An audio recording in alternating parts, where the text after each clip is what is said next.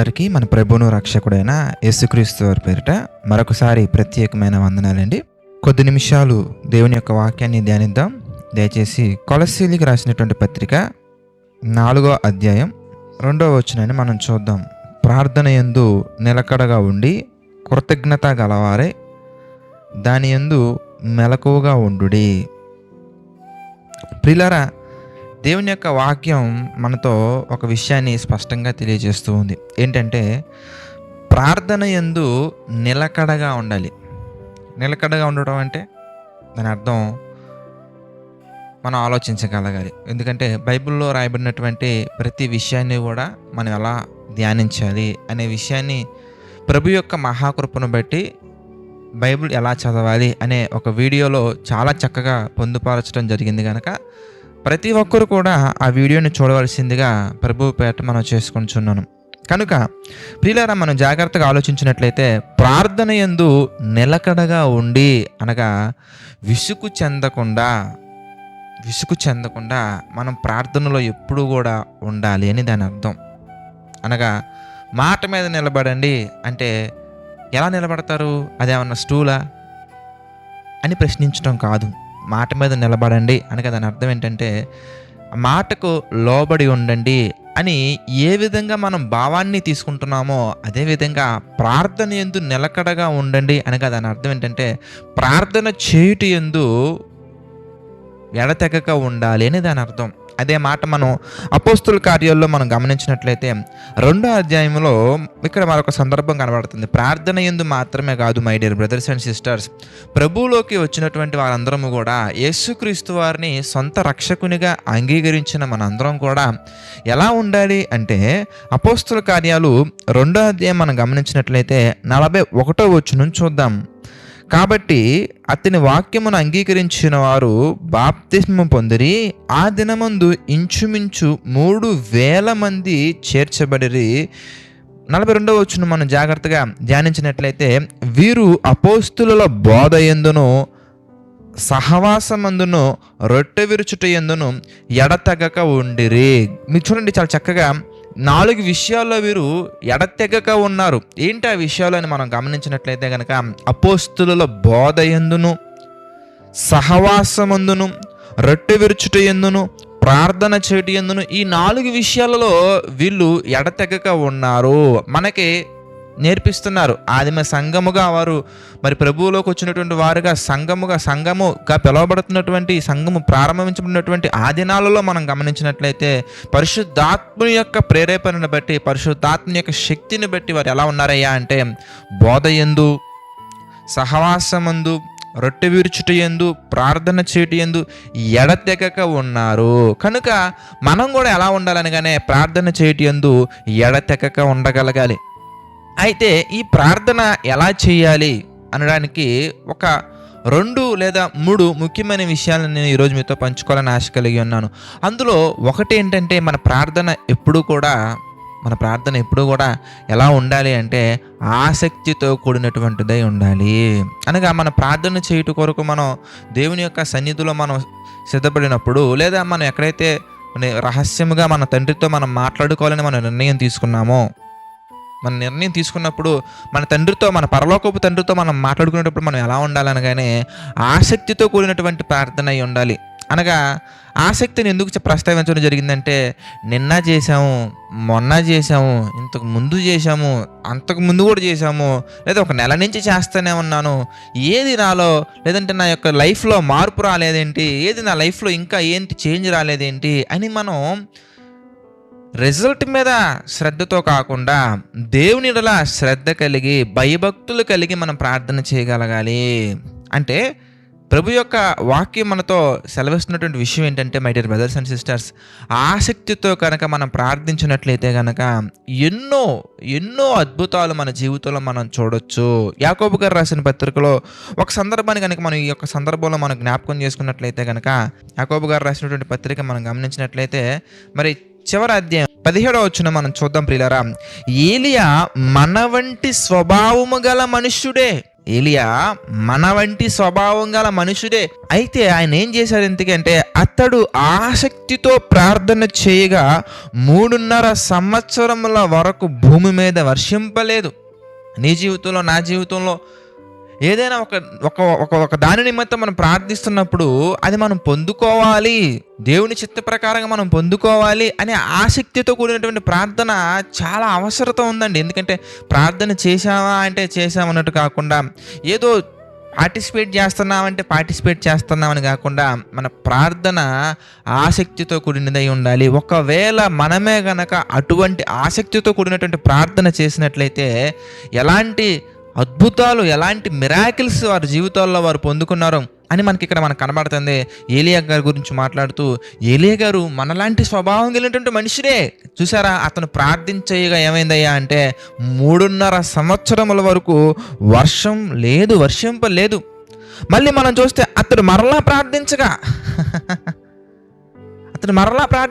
ఎప్పుడు 3.5 years తర్వాత, 3.5 సంవత్సరాల తర్వాత మరలా ప్రార్థన చేయగా ఆకాశము వర్షం ఇచ్చెను, భూమి తన ఫలమునిచ్చెను. అంటే ప్రియులారా, మనం కూడా ఎంత విశ్వాసం కలిగి ఉండాలంటే, అది ఎంత ఆసక్తిగా మనం ప్రార్థన చేయాలంటే, మరి ప్రార్థన ఎలా చేయాలంటే ఇంకా చాలా పాయింట్స్ మనం కన్సిడర్ చేసుకొని మనం వెళ్ళగలగాలి. అందులో కొన్ని పాయింట్స్ నేను మాట్లాడుతున్నాను. ఎక్కువగా మనలో లోపించే పాయింట్, ఎక్కువగా తక్కువగా మనం ఆలోచించి జనరల్గా మనలో ఆసక్తి లోపిస్తూ ఉంటుంది. కనుక ఆ ఆసక్తిని లోపించకుండా, ఆసక్తిని కోల్పోకుండా మనం ఏం చేయాలంటేనండి, ఆసక్తితో మనం ప్రార్థన చేయాలి. అది ఉదయమా, మధ్యాహ్నమా, సాయంత్రమా, రాత్ర, నిద్ర లేచిన వెంటనేనా, నిలకడగా ఉండాలి. ప్రార్థన యందు నిలకడగా ఉండాలి. అది ఎలా నిలకడగా ఉండాలయ్యా అంటే ఆసక్తిగా ఉండాలి.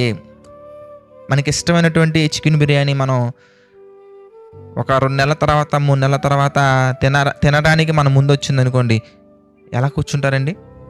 చాలా ఆసక్తిగా కూర్చుంటారండి. చాలా అంటే చాలా ఇంట్రెస్ట్గా కూర్చుంటారు. చిన్నపిల్లలు కూడా చూడండి, వారికి ఇష్టమైనటువంటి ఫుడ్ మనం పెట్టామనుకోండి, ఎవరు చెప్పరు చేతులు కడుక్కోమని, వాళ్ళు ఇల్లు చేతులు కడుక్కొని వచ్చేస్తారండి. ఎవరు చెప్పరు శ్రద్ధగా కూర్చోవాలండి, ఒక శ్రద్ధగా కూర్చుంటారండి. ఎవరు చెప్పరు అది మీద పడకుండా, కింద పడేయకుండా తినాలి అని, కానీ శ్రద్ధగా కూర్చుంటారండి. ఎందుకంటే అది వారికి ఇష్టమైనటువంటి ఫుడ్ కనుక. అలాగే కొంతమంది బ్రదర్స్కి కానీ సిస్టర్స్ కానీ కొన్ని ఇష్టపడుతూ ఉంటారండి. ఈవెన్ చేపల కూర తినేటప్పుడు చూడండి, చాలామంది ఎలా పడతలేదు అంటారండి. ఫిష్ కర్రీ తీసుకుంటున్నప్పుడు అలా తీసుకుంటారండి. వారు ఎలా పడితే అలా తీసుకుంటారు, లేదు ఎలా పడితే అలా తీసుకుంటే ముళ్ళు గుచ్చుకుంటాయి. కనుక చాలా ఆసక్తితోటి కొన్ని సందర్భాలు నాకు అనిపిస్తూ ఉంటుందండి. చేపల కూర ఎవరైనా తీసుకుంటున్నప్పుడు మనం వాళ్ళని గమనించామనుకోండి, వాళ్ళలో కొంతమంది సైంటిస్టులు మనకు కనబడుతూ ఉంటారండి. చాలా చక్కగా ఇటు చూడరు అటు చూడరు, చక్కగా ఆ చేప పీస్ వైపు చూస్తూ ఉంటారు, రైస్ వైపు చూస్తూ ఉంటారు, పులుసు వైపు చూస్తూ ఉంటారు, ఇంక వేరేది పెట్టించుకోరండి. ఇంట్రెస్ట్ అంటే ఏంటి? ముళ్ళు గుచ్చుకోకూడదు, చేప కూర మొత్తం అయిపోవాలి. It's called interest. అలాగా ఏదైనా ఒక ఇష్టం వచ్చినటువంటి పని చేసేటప్పుడు వాళ్ళు ఎలా ఉంటారంటే, చక్కగా హ్యాండ్ వాష్ చేసుకోవడం, చక్కగా కూర్చోవడం, చక్కగా ఫ్యాన్ ఆన్ చేసుకోవడం, చక్కగా అంటే ఏంటి, ఎందుకంటే ఒక ఆసక్తిగా, అంటే ఇష్టమైన పని మనం చేస్తున్నప్పుడు ఎంత ఆసక్తితో చూపిస్తామో అంతే ఆసక్తి ప్రార్థన మీద కాదు, అంతకంటే ఎక్కువ ఆసక్తితో కూడా ఉండాలి. ఎందుకంటే శరీర సంబంధమైన విషయాల్లో మనం ఆసక్తి కలిగి చేస్తున్నప్పుడు ఆత్మ సంబంధమైన దీవెనలు పొందుకోవడానికి ఒక గ్రేట్ ప్లాట్ఫామ్, పరలోకపు తండ్రితో మాట్లాడుకోవడానికి ఒక మంచి అవకాశం. దీంట్లో రీఛార్జ్ బ్యాలెన్స్లు, లేదంటే ఇంటర్నెట్ డిస్కనెక్ట్ అవ్వటం లాంటివి ఏమి ఉండవండి. పరలోకమందున్న మా తండ్రి అని నువ్వు అనిన వెంటనే అని అంటున్నారు, చెవియొగ్గి నీ ప్రార్థన ఆలకించుటకు, చెవియొగ్గి నీ మొర ఆలకించుటకు, నీకు ఉత్తరం ఇవ్వటానికి, ప్రత్యుత్తరం ఇవ్వటానికైనా సిద్ధముగా ఉన్నప్పుడు దెన్ మన ప్రేయర్ ఎలా ఉంటుంది? ఆసక్తితో కూడినదై ఉండాలి. రెండోది మనం గమనించినట్లయితే, my dear brothers and sisters, కొలస్సీలకు రాసినటువంటి పత్రికలోనే 4వ అధ్యాయం మనం గమనించినట్లయితే, 4వ అధ్యాయం 2వ వచనం మనం చూద్దాం. ప్రార్థన యందు నిలకడగా ఉండి కృతజ్ఞత కలవారై దాని యందు మెలకువగా ఉండుడి. అంటే మన ప్రార్థనలో కృతజ్ఞతాస్తుతులు కూడా మనం చెల్లించగలగాలి. ఎప్పుడూ ఒక పచారీ షాప్లో లిస్ట్ చెప్పినట్టుగా నాకు అది కావాలి, ఇది కావాలి, ఇది కావాలి, అది కావాలి, అది కావాలి, ఇది కావాలి, ఇది కావాలి, అది కావాలి, అది కావాలి, ఇది కావాలి అని చెప్పేసి ఒక డిమాండ్ కాకుండా ఆయన మన జీవితాలలో చేసినటువంటి మేలులను బట్టి, ఆయన మన జీవితాలలో చూపించినటువంటి ప్రేమను బట్టి, ఆయన మనకిచ్చినటువంటి అవకాశములను బట్టి, కృపా మహాదైశ్వర్యమును బట్టి మనం ఏం చేయగలగాలంటే ప్రియులారా, ఆయనకి కృతజ్ఞతలు కూడా చెల్లించాలి. పక్కనే తెస్సలోనికీయులకు రాసినటువంటి పత్రిక మనం చూస్తే 5వ అధ్యాయం మనం గమనించాం అనుకోండి. తెస్సలోనికీయులకు రాసినటువంటి పత్రిక మొదటి పత్రిక 5వ అధ్యాయం మనం చూస్తే, ప్రతి విషయమునందును కృతజ్ఞతాస్తుతులు చెల్లించుడి, ప్రతి విషయమునందును కృతజ్ఞతాస్తుతులు చెల్లించుడి, ఈలాగు చేయుట యేసుక్రీస్తునందు మీ విషయములలో దేవుని చిత్తము. ప్రతి విషయంలో కూడా మనం ఏం చేయాలంటే కృతజ్ఞతాస్తుతులు చెల్లించగలగాలి. అంటే ప్రభువా, నా జీవితంలో దీన్ని దయచేసినందుకు నీకు కృతజ్ఞతలు తెలియజేసుకున్నాను తండ్రి, స్తుతులు స్తోత్రములు తండ్రి, పరిశుద్ధుడా మహోన్నతుడా. అంటే మన ప్రార్థనలో ఏమేమి ఉండాలి అనగానే, నెంబర్ 1 మనం ఇంట్రెస్ట్గా చేయగలగాలి. Number 2 we should give thanks giving prayer ఉండాలి అక్కడ.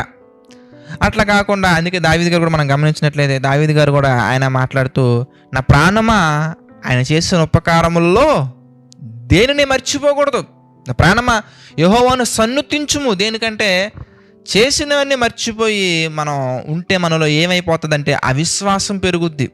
దేవుడు మన జీవితాలలో చేసినటువంటి మేలులు ఎప్పుడైతే మనం మర్చిపోతామో అప్పుడు మన హృదయం మలినంగా మారిపోతుంది. అలా మారకుండా ఉండాలంటే మన జీవితాలలో దేవుడు చేసిన ప్రతి మేలుని, ప్రతి ఉపకారాన్ని, ఆయన మనకు అందించిన ప్రతి ధన్యతను మనం జ్ఞాపకం చేసుకుంటూ, ఆయనకు కృతజ్ఞతాస్తుతులు చెల్లించుకుంటూ పరవశించిపోయి మనం ప్రార్థన చేయగలగాలి. అంతేగాని మొక్కుబడిగా ఏదో ఒక స్క్రిప్ట్ రాసుకున్నట్టుగా మనం రాసుకొని, ఏదో కొన్ని పాయింట్స్ మనం కన్వే చేయాలన్నట్టుగా మనం కన్వే చేసి ఇంట్రెస్ట్ లేకుండా చిరాకుగా ఉండకూడదు. కొంతమంది చెల్లెమ్మలు కానీ తమ్ముళ్ళు కానీ యవ్వన కాలంలో కొంతమంది ఎలా ఉంటారంటే, పేరెంట్స్ ప్రార్థన చేద్దాం రండి నేను నిద్ర లేపుతున్నప్పుడు కానీ, లేదంటే పేరెంట్స్ ప్రార్థనలో పార్టిసిపేట్ చేయించే టైంలో ఎలా ఉంటారంటేనండి, చాలా ఇరిటేట్గా, ఏంటి ఈరోజు కూడా ప్రార్థన చేయాలా, ఏంటి ఇక్కడ కూడా అన్నట్టుగా ఉంటారండి. But that is not the correct thing. నీ లైఫ్ బాగుపడాలంటే, నీ లైఫ్ ఒక ఉన్నతమైన స్థాయికి చేరుకోవాలంటే, నీ జీవితం ఒక మహోన్నతమైన స్థితికి చేరుకోవాలంటే ప్రార్థన చాలా ఇంపార్టెంట్. దేవుడు ప్రార్థన చేయడానికి ఎన్నో అవకాశాలు ఇస్తూ ఉంటారు. పేరెంట్స్ ద్వారా కానీ, ఫ్రెండ్స్ ద్వారా కానీ, సేవకుల ద్వారా కానీ, స్నేహితుల ద్వారా కానీ. ఆత్మీయంగా బలపడటానికి ఆత్మీయులను పంపించి ఆయన మిమ్మల్ని ఎంతగానో దేవుల్లో బలపరచడానికి ఎన్నో అవకాశాలు ఇస్తున్నప్పుడు మనం ఏం చేయాలంటే అవకాశాలని వినియోగించుకోవాలి, సద్వినియోగం చేసుకోవాలి. అంతేగాని చిరాకు పడకూడదు, అంతేగాని చేసిన మేలులను మనం మర్చిపోకూడదు. అందుకే కొంతమంది చూడండి, బహుశా కొంతమంది జీవితాలలో ఇంకా మేలులు జరగకపోవడానికి గతంలో మీరు చేసినటువంటి ఇవన్నీ కూడా ఏమైనా ఎఫెక్ట్ అవుతున్నాయేమో. ఒకసారి వాటి నిమిత్తం కూడా మీ యొక్క అనుదిన ప్రార్థనలలో ప్రభు యొక్క సన్నిధిలో ఒప్పుకోండి. ఎందుకంటే అతిక్రమములను దాచిపెట్టువాడు వర్ధిల్లడు. వాటిని ఒప్పుకోవాలి, విడిచిపెట్టగలగాలి. కనుక మన జీవితంలో అతిక్రమములను ఒప్పుకొని విడిచిపెట్టువారుగా మన ప్రార్థన ఉండాలి. తర్వాత మనం ఏం చేయాలంటే కృతజ్ఞతాస్తుతులు చెల్లించుకుంటూ మన ప్రార్థన ఉండాలి. తర్వాత ఆసక్తితో కూడినదే మన ప్రార్థన ఉండాలి. కనుక ఈ 3 విషయాలను దృష్టిలో ఉంచుకొని ప్రతి సందర్భాన్ని కూడా అది దేవుని చిత్తమైనదా కాదని ఆలోచిస్తూ, పరిశీలిస్తూ చక్కగా ఆయన చిత్త ప్రకారంగా ప్రార్థించినట్లయితే కనుక ప్రభు మనకి ఎన్నో ఎన్నో ఎన్నో మేలులు, ఊహించిన దానికంటే కూడా అధికమైన మేలులు మనకు దయచేయడానికి ఆయన ఎప్పుడు కూడా సిద్ధంగా ఉన్నారు. ఎందుకంటే ఆయన మన పరలోకపు తండ్రి, మనం ఆయన పిల్లలం కనుక. ప్రార్థన చేసుకుందాం. దయచేసి ప్రతి ఒక్కరు తలలో వంచండి, ప్రార్థనలో ఏకీభవించండి. ప్రార్థన. సకల ఆశీర్వాదములకు కారణభూతులైన తండ్రి, అనేకమైన విషయాలను ప్రభు మా జీవితాల్లో మీరు చేస్తూ జరిగిస్తున్నందుకు కృతజ్ఞతాస్తుతులు చెల్లించుకుంటున్నాం తండ్రి. ప్రభు ఈ ఉదయకాల సమయంలో మా తండ్రి మీతో మాట్లాడడానికి ప్రభా, మేమందరం కలిసి తండ్రి ప్రార్థన చేయడానికి మీరు ఇచ్చినటువంటి అవకాశంలో బట్టి కృతజ్ఞతాస్తుతులు చెల్లించుకుంటున్నాం తండ్రి. మమ్మల్ని దీవించండి, ఆశీర్వదించండి ప్రభా. తండ్రి, ఆర్థిక, ఆరోగ్య, మానసిక సమస్యల్లో కృంగిన ప్రతి ఒక్కరి నిమిత్తం ప్రార్థిస్తున్నాను తండ్రి. ప్రతి ఒక్కరిని మీరు జ్ఞాపకం చేసుకోండి. ప్రతి ఒక్కరి పట్ల మీ కృప చూపించండి, నడిపించండి, సహాయం చేయండి తండ్రి. ప్రభా, కృంగిన వారి హృదయాలను మాత్రం లేవనెత్తండి, బలపరచండి ప్రభా. ఈ పరిచర్య వేగంగా తండ్రి అనేక మందిలో చేరుకోవడానికి తండ్రి, అనేక మంది విషయాలు అందించడానికి మరి ఆర్థికంగా సహకారులకు నిలబడుతున్న ప్రతి ఒక్కరి నిమిత్తం ప్రార్థిస్తున్నాను తండ్రి. ప్రతి ఒక్కరిని మీరు జ్ఞాపకం చేసుకుని ప్రతి ఒక్కరి పట్ల మీ కృప చూపించండి, నడిపించండి తండ్రి. అదేవిధంగా తండ్రి, ఎవరైతే ప్రభా ఈ పరిచర్య నిమిత్తం అనుదినం తండ్రి ప్రార్థిస్తున్నారు ప్రభా, వారిని బట్టి కూడా ప్రార్థిస్తున్నారు తండ్రి. వారిని దీవించండి, ఆశీర్వదించండి ప్రభా. నమ్మకంగా యథార్థంగా మీకు పరిచర్య చేస్తున్న, సేవ చేస్తున్న వారిని జ్ఞాపకం చేసుకుంటండి. వారి కుటుంబాలను, వారి పరిచర్యను మా తండ్రి దీవించండి, ఆశీర్వదించండి ప్రభా. అదేవిధంగా తండ్రి, సంపూర్ణ సేవకు వచ్చిన చెల్లెముల నిమిత్తం, తమ్ముల నిమిత్తం ప్రార్థిస్తున్నాను తండ్రి. మీరు దీవించండి, ఆశీర్వదించండి, బలపరచండి ప్రభా. మీకు కృపలో ప్రతి ఒక్కరిని దాచిని నడిపించండి తండ్రి. దేవా, సమస్త మహిమ, ఘనత, ప్రభావాలు మీకే చెల్లించుకుంటూ తండ్రి, ప్రతి ఒక్కటి కూడా ప్రభావ మీ చిత్త ప్రకారంగా మా అందరి జీవితంలో జరిగించమని వేడుకుంటూ మా ప్రభువును రక్షకుడైన యేసుక్రీస్తు వారి పేరిట ప్రార్థన అడిగి వేడుకొనుచున్నాము తండ్రి. ఆమెన్. అందరికీ వందనాలండి. God bless you all.